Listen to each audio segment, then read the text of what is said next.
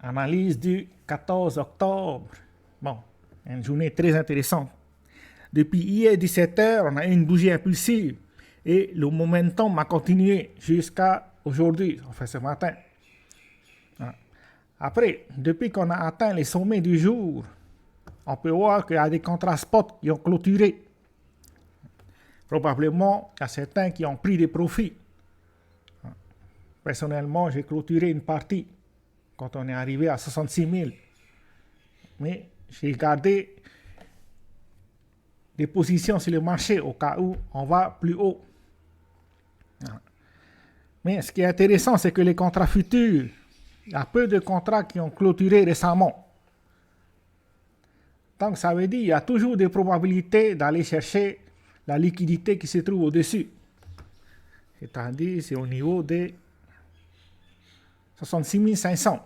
Il y a de la liquidité là ici. D'ailleurs, c'est un niveau à surveiller, cette liquidité. Voilà. Après, si on descend en 15 minutes, il y a un MSB qu'il ne faut pas casser. Si on casse ce niveau-là, ben, on commence une tendance baissière à court terme. Tant qu'on reste au-dessus de cette zone, la tendance est toujours haussière. C'est-à-dire qu'on peut faire un BOS. On vient là ici, on forme point bas. Peut-être on fait un fake out. Mais on reprend une structure haussière avec des sommets et des creux de plus en plus hauts pour aller chercher le niveau des 66 500. On peut toujours faire des BOS. C'est-à-dire ça. Mais tant qu'on ne casse pas notre MSB, la structure, en général, à long terme, reste haussière. C'est quand on casse ce niveau-là qu'on va commencer une tendance haussière, qu'il y a des probabilités de commencer une tendance baissière plutôt. Donc ça veut dire que notre chemin baissier, c'est à partir de là. Si on fait un retest avant de continuer notre chemin baissier, et tout ce qui se passe au-dessus, c'est haussier.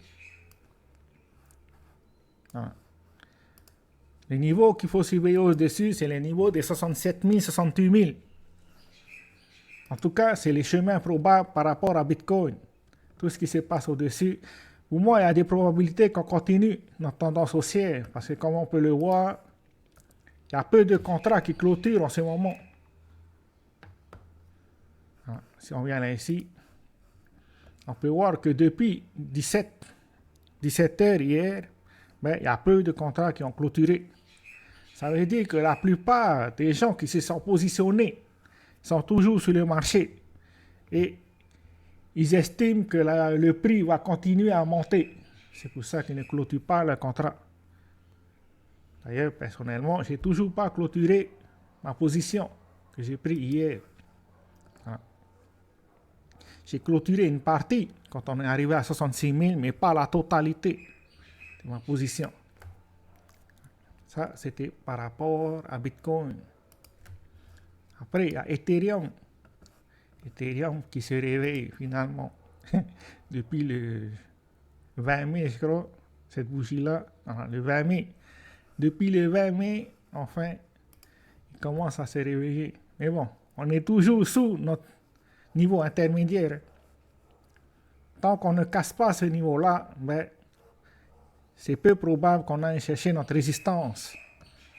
C'est pour ça qu'il faut au moins qu'on arrive à casser, clôturer la bougie au-dessus de ce niveau, après consolider au-dessus de ce niveau pour pouvoir considérer aller chercher notre résistance. Après, on va voir Solana. En tout cas, le marché est très intéressant parce que il y a des probabilités que le point bas est au niveau des 60 000. Ça, c'était le point le plus bas. Il y a des probabilités que c'est notre point le plus bas. Si jamais c'est le cas, on aurait un pullback. Voilà. On ne sait pas à quel niveau ça va arriver, mais le premier niveau à surveiller, c'est celui des 63 000. Si jamais le marché n'arrive pas à casser sous ce niveau-là, ben, ça serait l'occasion de se positionner à long terme pour ceux qui ne se sont pas positionnés actuellement. Voilà. Tous les retardataires, ben, c'est sûr, on aurait un pullback. Pour l'instant, on n'a toujours pas eu. Depuis les 60 000, on a été directement à la hausse, chercher le niveau des 66 000. Mais c'est sûr, à un moment donné, on aurait un pullback. Ben, le prochain pullback, ça serait le moment de se positionner sur les marchés. Tous ceux qui sont en position trading et en swing trading. Bon, bien sûr, ceux qui sont à long terme, c'est le moment de regarder des positions d'entrée. Mais c'est le même positionnement pour les positions trading, swing trading et investissement. À moins que vous faites du DCA.